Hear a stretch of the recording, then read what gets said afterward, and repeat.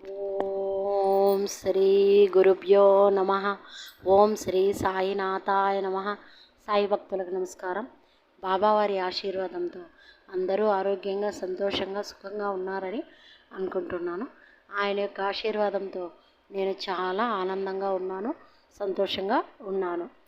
శ్రీ సాయి సచ్చరిత్రం 45వ అధ్యయనంలో చిన్న కథ, కాకాసాహెబ్ సంశయం, ఆనందరావు అనుభవం గురించి చెప్పుకుందాం. కాకాసాహెబ్ దీక్షిత్ను ప్రతిరోజు శ్రీ ఏకనాథుడు రాసిన గ్రంథములను అనగా భాగవతమును, భావార్థ రామాయణమును చదువుటకు బాబా ఆదేశించెను. అంటే బాబావారు కాకా దీక్షితుని రోజు ఏకనాథ గ్రంథమును, భావార్థ రామాయణం ఈ రెండు కూడా చదువు నువ్వు అని చెప్పాడనమాట. భాగవతంలో భావార్థ రామాయణము అని అర్థం. బాబా సమాధికి పూర్వం కాకాసాహెబ్ దీక్షిత్ ఈ గ్రంథమును చదువుచుండెను.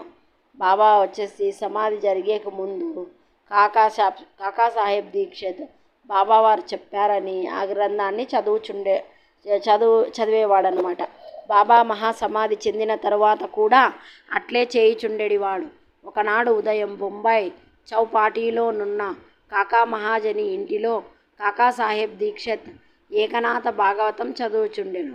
శ్యామ, కాకా మహాజని కూడా నచట నుండి శ్రద్ధతో భాగవతమును వినుచుండిరి.